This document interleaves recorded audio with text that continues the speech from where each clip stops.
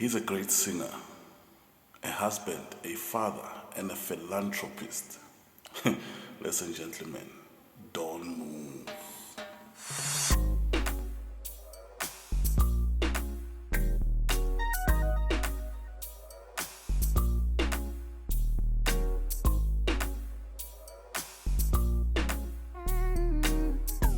Collins, Yes, Silaule, Damans, Yes, sir. or is Yes, it sir. Damans?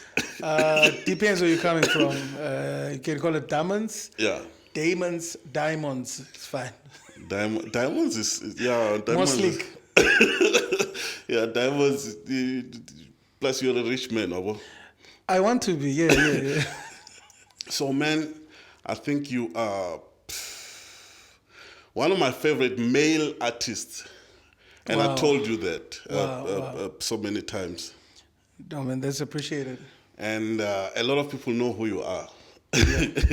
a whole bunch of people know who you are from the early days of, and you'll talk about that, of what's that boy band? There you go again. Mighty Gospel Sound. Yeah, Mighty Gospel Sound. Mighty Yeah, Gospel good old Sound. days. Yeah. So obviously, I always say to people, there's just that small community somewhere in Mahube that does not know who you are. Yeah, And maybe you'd like to share who Collin is. Wow, let me take this moment to say it. Collin Damans, half of duo, best award-winning duo, Bongi and Collin. Born and bred Koma Melody. I've got two sons, married now 17 years in a couple of days, on the 10th, yes. So we are musicians, we authors, and when I say we, I mean coming from me and Bongi from the band. Yeah. But author, writer, and composer, slash comedian when it hits me. Well, I think you're good at it. A couple of things, man. Yeah. Wow. Yeah. Wow. Obviously, there must be a journey to becoming a Collin, because, there's a Collin somewhere, and there's a Collin, the Collin, and when you are the Collin, it's because you've achieved a few things in life. Yeah. You've traveled the journey. Mm-hmm. So where did this journey of becoming Collin begin? Sure. Like I said, born and bred Komams, but I didn't know I could sing to save my life until I was 13. Wow. And I used to just listen to a lot of great music that my father played in the house, the vinyl. And he played a plethora of music, like from jazz to disco at the time, to R&B, to soul music, to country, to all this. Like he had, my dad, I think, had a very sizable collection of music at the time. In terms of before there were vinyls, there was something called the 8-track, the one that you used to slide on, Movilian thing. Those were the first MP3s, by the way. Yeah. So he used to have the 8-track, and I mean he had a good sound system. We had a Pioneer sound system that I think even today the speakers are still there. They're still doing. I mean, those things are over 40 years old. Wow. Proper stuff. And every weekend we knew that would be treated to good music. And I think what he played is what became the influence of who Collin is today. In that one is versatile from listen to opera to classical music, and whatever bluegrass, if it suits the day on that day. And so him playing that kind of music, at some stage, I think that is what caught the back of my subconscious. When I started singing, I didn't realize that I was drawing from that. A lot of soul music. I mean, music from the 70s and so coming this way, from Letta and Kaifas at the time, which were very rare pieces to find. Zabo Letta and Kaifas, because they were produced more outside of the country, and they were regarded as music that were offensive. Oh, to yeah, some the were regime banned at the time. Yeah. So he had access to those. I remember, you remember that album Ya Chico, with the Freedom Song and South Africa, Oh, We yes, Love You. yes, yes. Those pieces as well, you know, I managed to listen to when I was still young. But what happened is one day somebody came to my neighbor, and my neighbor used to sell, you know, some cold ones. Yeah. So somebody comes in there to buy that. Yeah. And this guy hears me singing along to something. I was playing Luther, to be specific. Okay. I was playing Luther Vandross. There's an album called Songs where he took classics and he remade them, replayed them, I think, with Walter Afansi, one of the greatest producers at the time. And so as I was singing along with Luther, there's a specific song, Impossible Dream, which is, I think, that was the last track on the album. And I was singing that, and this guy came to the house and said, "Hey, is it you singing?" Like, yeah, well, I'm alone in the house. I'm cleaning the house, treating myself some good music. And this guy says, "Look, we've got a boy band. We want you to join, and I think with what you have, you can be able to, you know, add value to what they have." Wow. Though at the time, I think I was in Standard 5. What do we call Standard 5 back then? Grade 7. Something. Grade Grade 7. 7. Yeah, I was in grade 7. I had also just met a friend, Kosgela, who introduced me to hip hop. And his name was also Collin. Collin Madibane stayed just down the road from our street. And he just introduced me to hip hop. And I had this new sound because I was just a guy that was, you know, into soul and what my father played. But when I found out there was hip hop, and it was all the bad stuff. There was a group called Public Enemy. There was NWA. There was a whole lot of crazy stuff. Cypress Hill. And I'm like, what is this? Wu-Tang Clan, what is this? You know, these guys are talking a lot of gibberish, but the beats sound nice. Yeah. And now I'm caught between this singing with these other guys, but I have also been caught by the bug hip hop. So I gravitated more towards hip hop. That was in 92, 93. Yeah. And in 94, I wasn't 95, even born. Come on, get out of here. Then around 94, 95, that's when I gravitated towards that group again with the R&B, when the rise of the boy bands like your Boys to Men, Jodeci, Silk, and them. Then I gravitated towards that because I could connect with the soul We all music. thought we could sing then. No, people thought they could say, I knew I could, you know. Look, just kidding. The levels, obviously. Yeah. Well, I think, you know, there were groups that were trying, but there was the group. I mean, it was Boys to Men, it was Jodeci, it was Silk.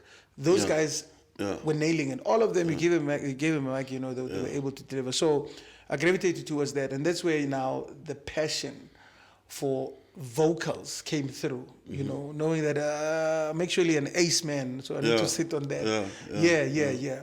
Wow. Well, it's a long story. If you want me to continue, I would. Look, it's a very interesting story, and people are always interested in knowing where did this guy start, you know? What prompted this whole gift? Everything starts somewhere. And you started at 13, you know?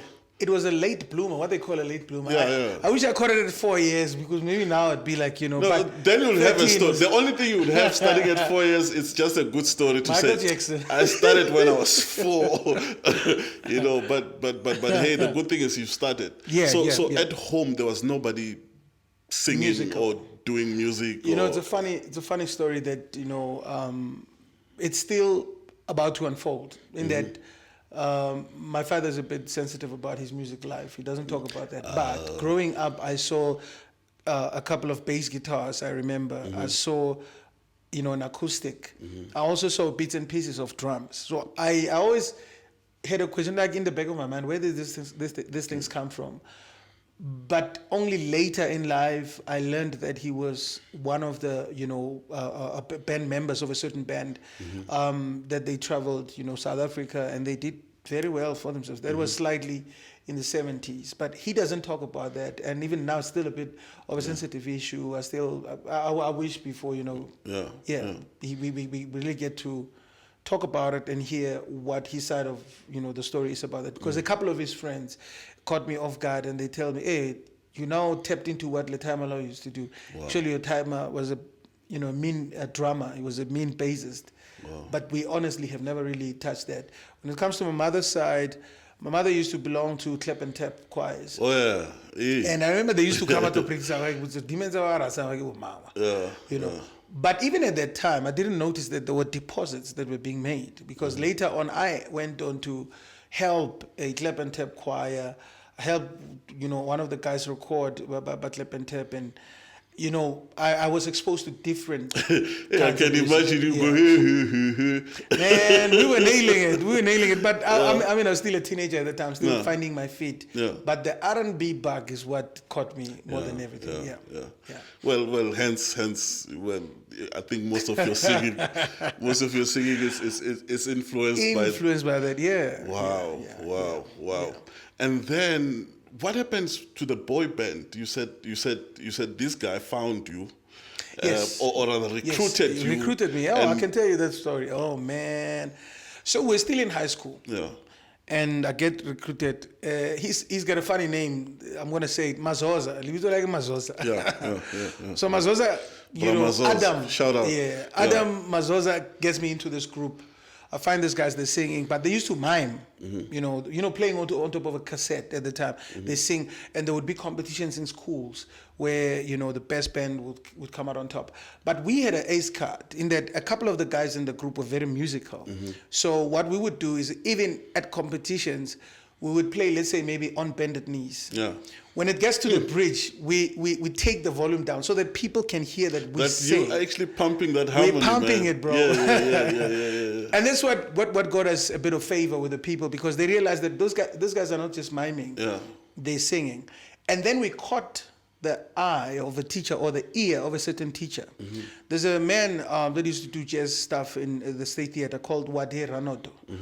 Brawade Petranoto was a teacher at our school, and when he heard that, then he comes and says, "Hey man, I hear you guys are musical, and I'm studying a record label. Remember, we're still in high school. Yeah, I'm studying a record label. I'm interested in having you. I can produce you guys, and we sat down with him, with a gang, with the guys. There was 5 of us, and we really, appreciated that someone saw talent, and we thought, you know what, we're still young. Let's give it a try. Let's see what happens. Yeah. He ended up, just from producing us, I think in 2 years' time, he ended up having about 6 or 7 bands, like different. Yeah. There's one that was headed by ladies. The one that was mixed, it was a guy and 2 ladies, and there's one that was 4 ladies. The other was 3 ladies. The other one was hardcore trompies. A competition. Those boys were dope. They used to call themselves Gazla Gong. They used to dance. And now that you mentioned dance, because I was gonna ask, can they dance? Because trompies. Oh no. They and I mean it. They were trompies' competition. Wow. It's just I'm not sure of the landscape in the business. Sometimes favors people differently. No, of course. Yeah. So. We had a lot of groups. I mean, whenever he would say we're doing a concert, we'd be having a concert that's being held by the 6-8 groups that he had. But that also became a bit of favor that there's a place called Moretele Park. Moretele Park is the mecca of festivals. Yeah. We were just sliding out of. It's like the Coachella. Coachella. Oh yeah, man. We were just sliding out of Democracy. And then there used to be what they called Benson and Hedges concerts. Park. They would be full. I mean, we're talking 20,000 people, 25,000, 30,000 people coming to check out what was happening. But we got the upper hand in that, because we're from Kasi and this guy was hooked. We would be able to be the curtain raisers for these people. And that's where we tested. And we saw that, no, we really got it. It's not just a game, but this is something that can become a career, because when you're there, you see the Basia Sony Summer Sounds come in, the yellow bars of Sony back then, having all those Kwaito artists from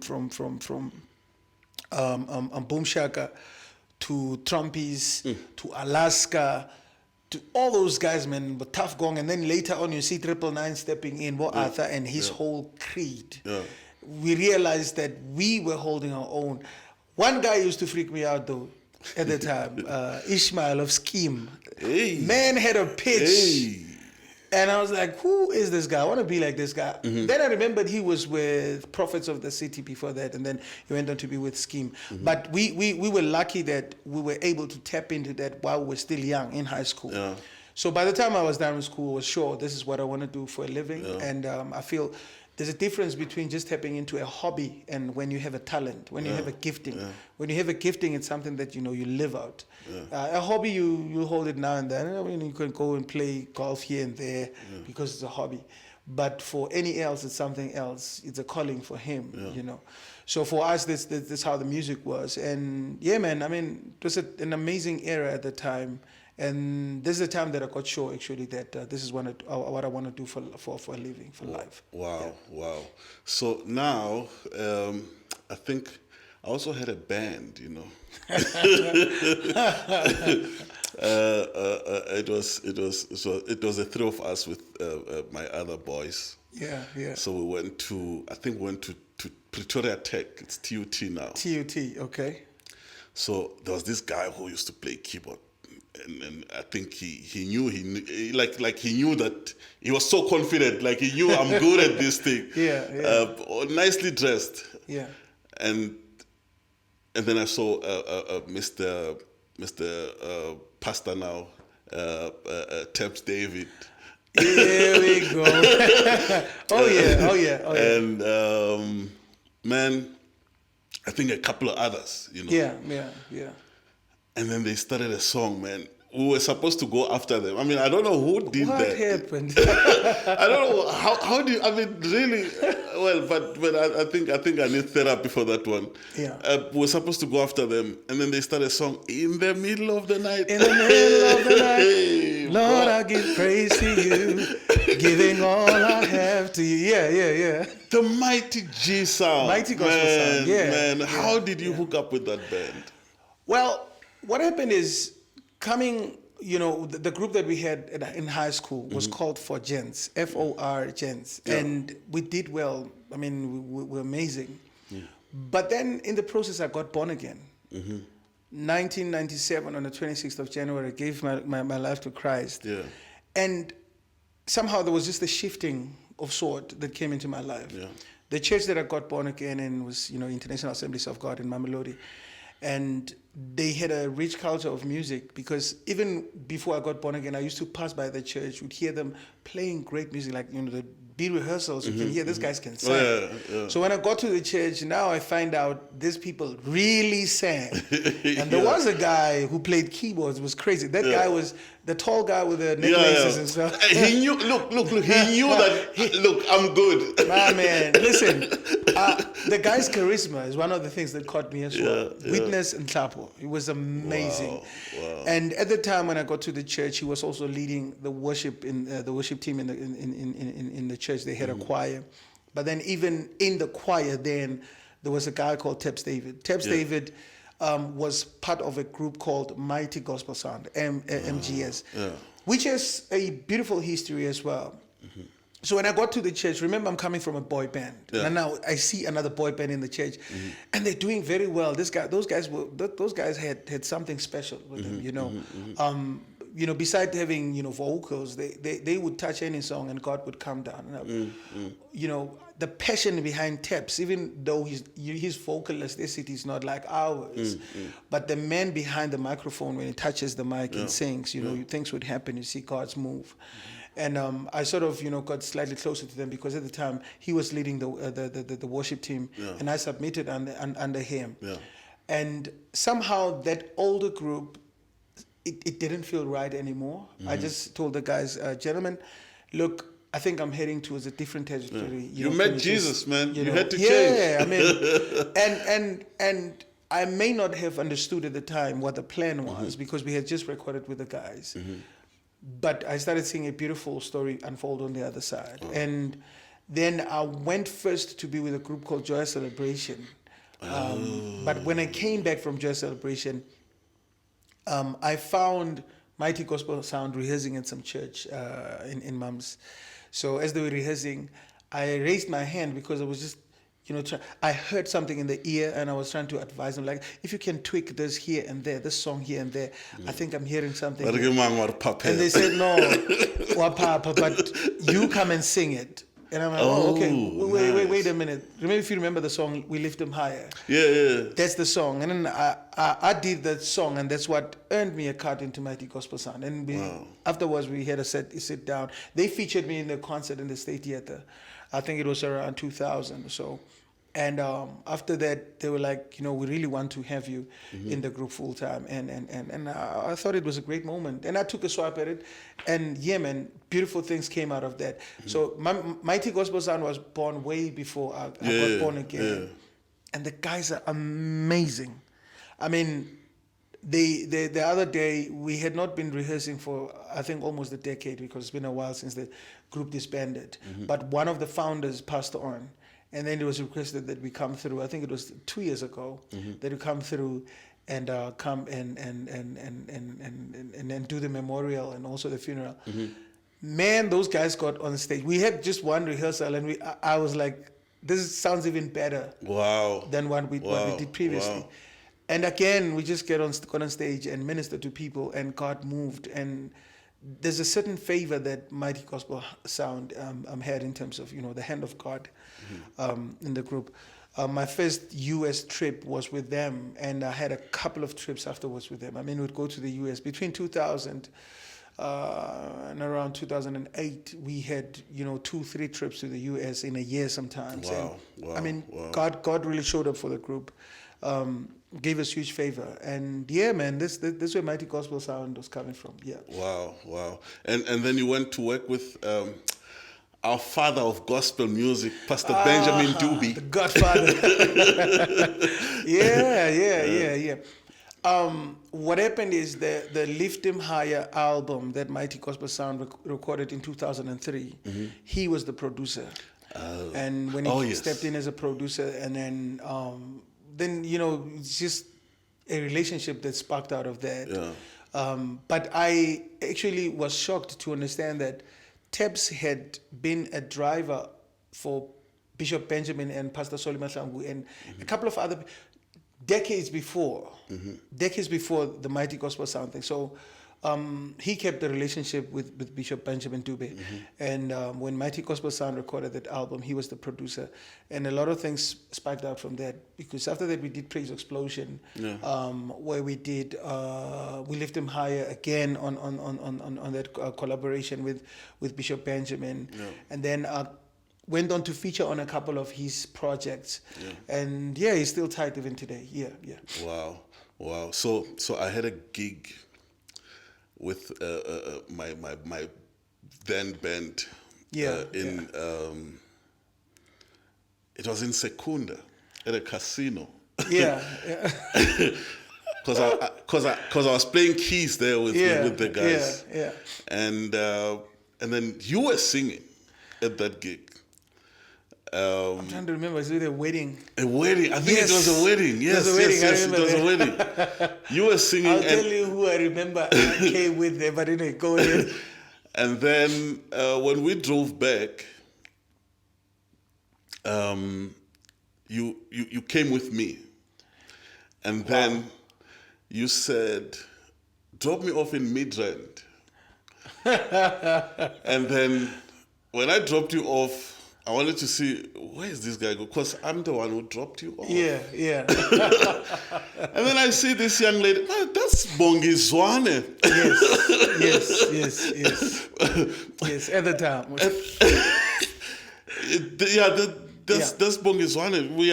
Before you did your magic and her name disappeared.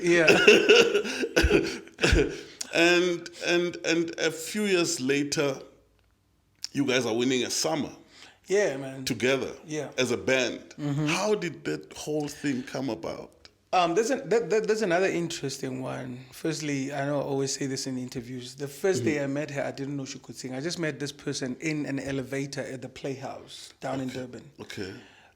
When I saw her then a couple of weeks later, I saw her again in Vosloorus at the Baptist Church, Dumisane. When I was there, I was like, okay, man, this is the same person that I saw in KZN. But something already started, burning, Then later on, we did rehearsals with Bishop Benjamin. Man. I mean, we did rehearsals with Bishop Benjamin, and then it was preparation for an event at Medunsa. This was 2003, yes. And we went on to do the gig in Medunsa in 2003, I think around May. And it was proper, it was amazing. That day I stood with her, I think the longest I've ever stood with a girl. And we had just, a lot of chats, nothing fancy, nothing saying, this is where my head is and all that. We found ourselves having conversation for the longest time. I remember people tried to distract and, it didn't work and eventually they went home. But that day I was sure now that there's something, that I would, love to have with the lady. Then later on, we went on to have another gig at the State Theatre. That's when we started, I gave her my numbers. I won't say how. And they were like, 012. Nah, cell phone. Oh, cell phone. Okay. There were cell phone already. Yeah, cell phones already. Okay. So I wrote my numbers down and gave them to her. I thought she'd never call. And I think a couple of weeks later, I remember it was on a Friday, she gives me a call and we had a bit of a chat. I was excited, man, that she called because that said, oh, okay, there might be something there. And then we went to the US with a gang, Boteps, Mighty Gospel Sound. But we're still having chats with her. I had already made my intentions known. That was from July. And in September, when we're in the US, he says, I was considering that thing, maybe we can give it a try. And this is 2003, and when we came back, I went from the airport straight to a certain mall in the East End, and we met there because she was now flying out on the day with Bishop Benjamin. And we just had some time, and I was sure that, this is where my heart would love to be. And then they left. From then on, man, I mean, later on, this was 2003, 2006, we got married on the 10th of December. Wow. And then there's something that happened when we were doing a project, a testimony, where, we were already married at the time. Yeah. I remember my son was like about 3-4 months, because he's also in the crowd with the grandmother on the DVD, you can see it there. So we were not supposed to sing. We're not supposed to lead, rather. We're just supposed to be BVs. Yes. And Keke comes through, and Keke grabs the mic, gives it to Bongi. Bongi sing. And then he grabs the same mic, gives it to me, and I sing. And that song is what kind of like fast forwarded the process for us. It kind of like brought things to the center. Even though when we were in marriage, like in the early years, we were like, we want to record separate. And then maybe later in life we can see if we can fuse it to become a duo. Yeah. But that song, Madia Zwang Magbeng, is what just brought things to the center. Yeah. And I remember I went to a couple of labels just, to get the deal, and they're like, no, where's that lady that you sang with? Is she your wife? Wow. Can't you come with her? And same with her wherever she went.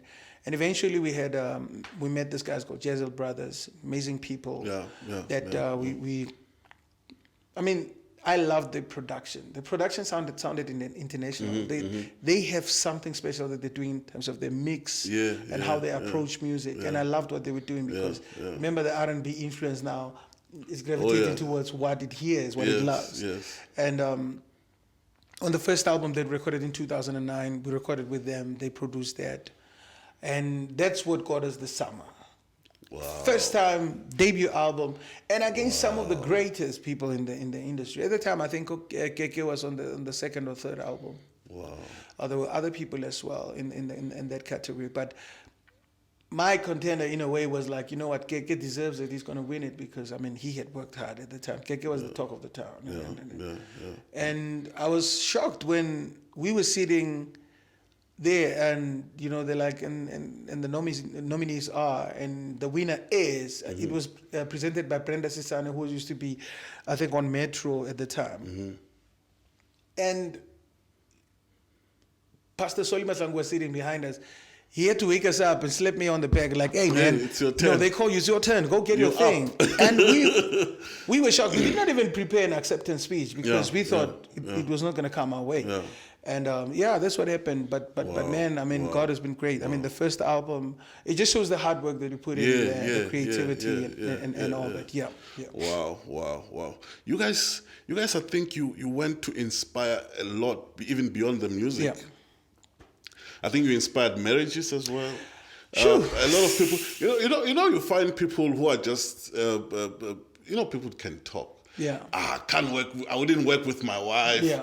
I wouldn't spend that much time with my wife. And you guys did it. I mean, you guys are probably one of the most successful husband and wife duo that I know. Look, forget South Africa. I mean, and you went on to write a book. Yes. You want to talk about the book? Yeah, we went on to write a book called Oneness that was in 2013, which later on we got embroiled with publishers and stuff. But we're now working on a sequel to that and other writings that we want to spread out with some great people in the next 4 or 5 years. So we are now delving deeper into what we started back then. What we had written in 2013, which is 10 years later. Yeah. This 2023. That was. Oh yeah. So we wrote a book called Oneness. It was just a 30-day. Pocket-sized, sort of inspirational thing about marriage, where we pick up a topic, we speak about it, and we leave it with tidbits of verses and inspirational quotes. And you say this is supposed to be a conversation starter between you and your spouse, where you take one topic and you tackle it per day, and you can spread it out in the 30 days. And we went on to do that. But when you speak of the couples, let's call it ministry, it's very, it's amazing. I don't know how we do it. There's no formula to it. This is where you mature to understand that it's the grace of God, it's the hand of God. There's certain things that you can never do them in your own strength. Look, but to tolerate and I think you guys want to do it. So I think you gotta want to do something in order to see it through, to see it happen successfully. We're not preaching. Oh yeah. Because I'm not a preacher. A friend of mine, Joshua, is a preacher. If the Bible talks about if you draw near to Him, He sort of reciprocate. Yes. And funny enough, you say, why doesn't He come first? But anyway, He says if you make your step, you make that step. When He calls you out, you take that step. And when you make deliberate intentions to get closer to Him, then He draws near to you. And then you get to when you already know Him, you get to be in a place where He can be able to even share with you the secrets of what He has either for your life or a purpose. We're just supposed to be what will help others in terms of being aligned with their destinies as well. So you gotta basically want to do it. Hence you succeeding all the time. You gotta want to do it. Man, look, you guys wanted to do individual, and this is not a Bongi and Collin interview. This is a Collin interview because I'm going to talk to Bongi alone. but then you guys had plans to start as individuals and then sort of gravitate later on, and God had His own plans. But now, what's happening with the Collin Damans project on his own? On his own, excuse me, we had to first make sure that there is balance. One, we have established a great brand called Bongi and Collin. People know it as the duo and.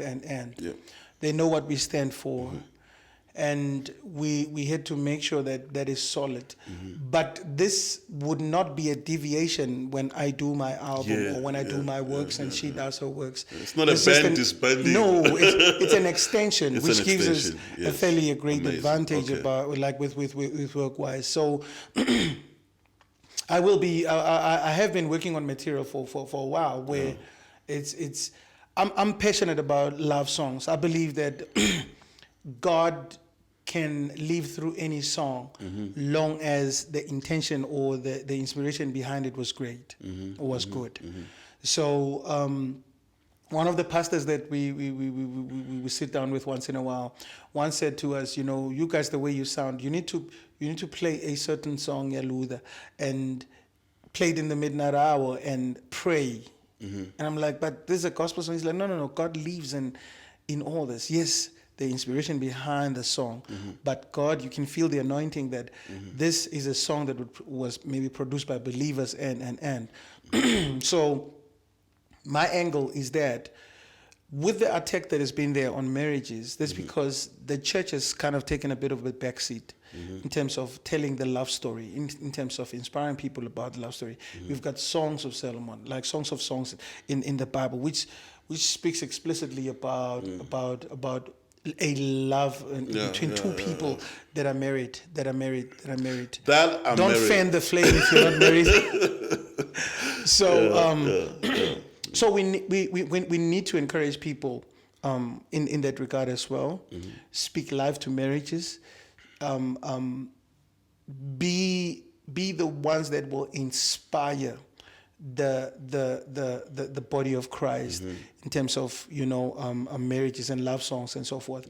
One of the inspirations that I drew from was what did Bishop T.D. Jakes call it? I remember there was a Reddish album where he speaks about, that one was purely R&B and about love, where it had Jesse Campbell, who came in and did a beautiful rendition of a song, I think it was called Seven Sheets or something like that. That album was a great album because it was speaking about love. It was speaking to couples. It was speaking to marriages. And I believe that we also have been set out for a time like this. So I'm going to be producing music in that regard. Nothing profane, but something that says, as a couple, love we need your wife. To nurture. We need to nurture our marriages. And Bongi will be doing her stuff as well. I'm not going to take that out of the bag as yet. Yeah, of course. It's beautiful stuff that we still I'm working on. But otherwise, man, yes, there is some things that I'm working on, and I believe that long as you're singing about love, you're singing about God, you're preaching the gospel, inspire God's people to gravitate towards God, to love more, inspire people to do what is good more, inspire people to live right. Look, man, you've had a long career, a long international career, and I'm sure to you, you just started. You probably feel as refreshed as we haven't done I haven't anything scratched the yet, surface. No. And I mean, you're doing a whole lot of things through your foundation as well. I just saw you did something amazing for the Legends, man. That was. Oh man! Look, that was touching. Yeah. Shoo, man. Look,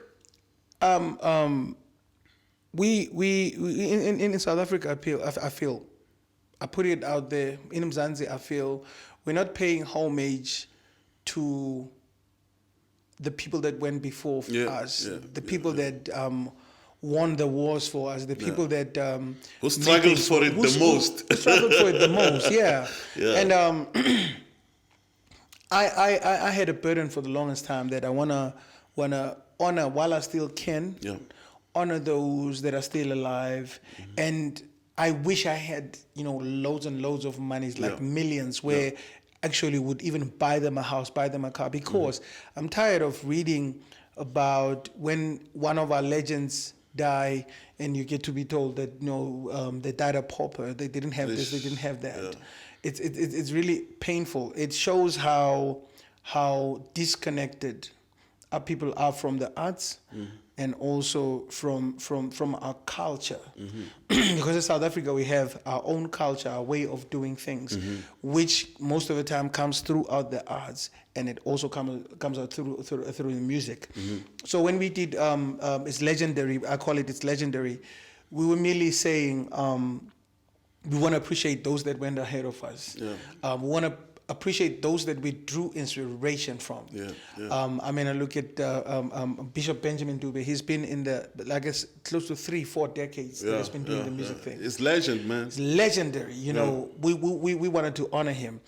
Dr. Vusi Mahlasela, not because he's from Mamelodi. Yeah. But because of what he has done for the country, when we are out of the country, you get to be, asked about people like him. Like, do you know Vusi Mahlasela and the manner in which he has been, a prophet in terms of the music that he sings, speaking life about issues in the country and the world. He always speaks about things that are current, things that are relevant, things that are speaking to people's souls. And I think that's why the world connects to his music. Yeah. So I wanted to honor him as well. But then there's also the beautiful Mahotela Queens. I wish we had Mahlatini, when you do this. So we wanted to honor Mahotela Queens as well. It was a beautiful evening.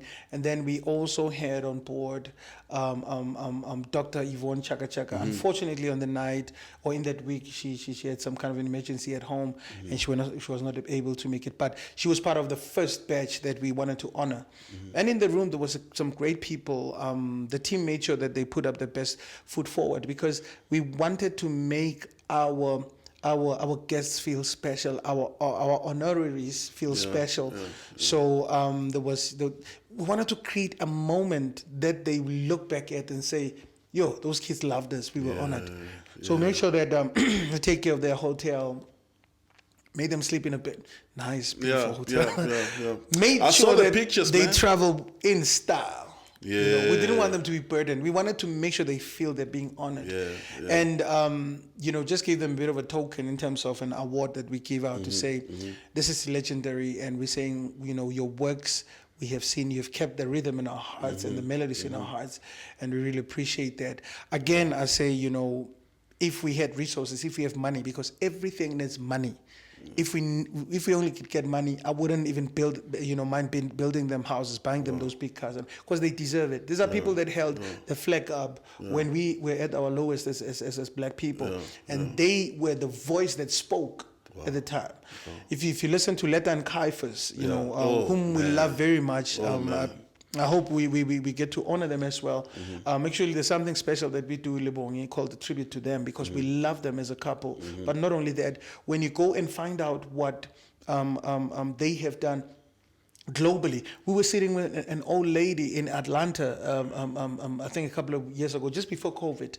And that lady was narrating a story of the time she had with them, with Letta and Caiaphas, with Miriam Makeba, with Brahuma Sekela, and she was just painting this beautiful story of how people kept the banner up, speaking, against injustices that were happening to us, but doing it beautifully in song. And I feel these people are not honored enough. Our legends are not honored enough in Nhlanhla. We need to be able to really put them on that highest pedestal. And also, this for me is as well a message of preservation of culture. The reason why we find ourselves, songs that were sang 40 years back in the US, the soul music, and the reason why you find it today, even the new breed of artists and so forth, they still tap into that. Yes. It's because they do what they call is like preservation of culture. You do not forget where you're coming from. You do not forget who you are. And I think we shouldn't be shy as well to celebrate our people and give our interpretation of their music as part of preserving the history of their music. Because if we dare forget where we're coming from, then we are going to lose who we are. So my sons need to grow up and remember there is a Letta and Caiaphas who paved the way for us, who fought for us, who sang Not Yet Uhuru. And what does Not Yet Uhuru mean? In the height of apartheid. Yes. And we need to know what it means or what it meant at the time and what it means today. Because as much as they sang it 40 years ago, even today we're not free. What are we saying? That song is still relevant today. Silaule of Dr. Mfusi Mahlasela still relevant today. Brahu's music, Stimela, is still relevant today. We still have issues with Transnet and people stealing the rail and a song that was speaking of something very sensitive. Stimela. We're talking about that. And then there's the groups like Stimela, and there's the Hip Hostics Mabuse. A lot of these guys, now we just had a death of Mark Alex. Do people know who Mark Alex is? Do they understand what they did at the time for us? You know, those are the people, that was one of the first, if we were to call, crossover groups. And they did it beautifully, man. Vocals on point, fashion on point. You know when I first heard them, I thought they were American group. Same here. And even the name as well. I mean, Mark Alex sounds like, beautiful. But you didn't know that these two brothers were coming right from the heart of South Africa, from Kokasi somewhere, Soweto and so forth. And even them, I feel, we haven't celebrated them enough. We need to tap back into the people that really paved the way for us, your label M's, and we need to really appreciate them, share with them, share the love with them, and tell them how much we love them. Yeah. Wow, that's amazing, man. I mean, that's the most selfless thing one can ever do, and I hope we have a lot of Collins who can actually tap into that wisdom and actually do it. All we can do is just inspire the first batch of people that will do that. I've seen a couple of legendary coming up, and for me, I'm happy with that. People need to honor people while they can still smell the flowers, while they can still, taste that good thing that you got them, whatever it may be. Wow. Look, beautiful, man. What's next for Collin? What's next for Collin? Look, I think for me, my passion is now with celebrating our people. Yeah. My passion is preaching a positive message. South Africa needs to start telling our good stories instead of us, the media, feeding us crime, feeding us negativity about the country, feeding us things that are not really, bringing the light in a good way from Mzansi. Yet when you go out of the country, we know there's a lot of great people that are doing great things. Why can't we zoom in the spotlight on people that are doing great things, that are doing good for the country? So my heart is in zooming on that, making sure that we speak more of positive stories. We speak more of the people that are doing great things. We just did something called Heroes and Heroines. We started Kaya Batwaku Mams, where we celebrate the people from Mamelodi who did well. Again, there's Dr. Roberto, there's Bonakedi Ribane, who is today an advocate. Silaule, my 2000 don't know this. They won't know. There's a tagline that I spoke about the other day.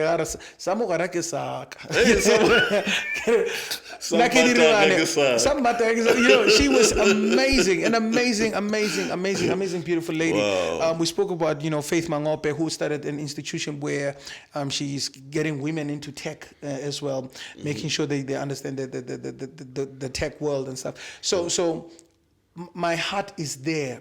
Heroes and heroines, let's celebrate our people while they're still alive. I think, I'm going to spend more time on the foundation, making sure that I do what I'm passionate about.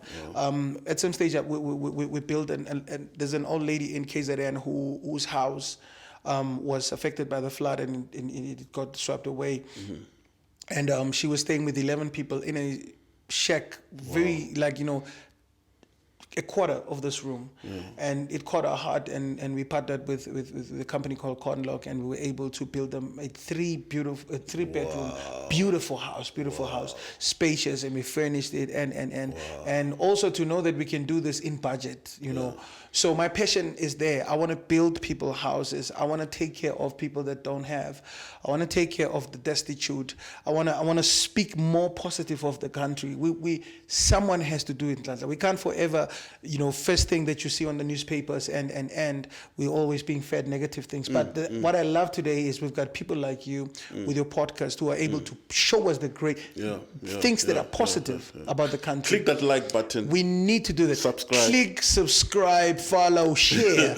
We need that. Click, subscribe, follow, share. Make sure that you're in the comment section for notifications as well, so that you get to know on the next when the next one is. So make sure that you do that. But let's continue to speak the good things about South Africa. I believe that if just a couple of us start speaking positive about our country, it will lift the mood up. It will change people's perception of the country. And make sure people think different about South Africa. Remember when we went to Doha, when we were in transit coming from the US, from Texas, Doha. And I remember this I think it's Arab, the guy that was at the kiosk where we were asking for help. We're trying to get out at the time, saying, we've got an 8-hour layoff. Can't we be allowed at least to go see the country and we'll come back? if I remember very well, this guy said, not when your president is Zuma. And that really hit me hard, because it says we speak so much bad about our own that even the people out there start believing that even when there's nothing like that. We know what President Zuma went through and all that. But now we have made our country look so bad. We always speak bad of our country. We magnify the negative instead of magnifying the positive. And I believe if we just swap roles a bit and start pushing the positive things, then we'll start seeing things change. Yeah.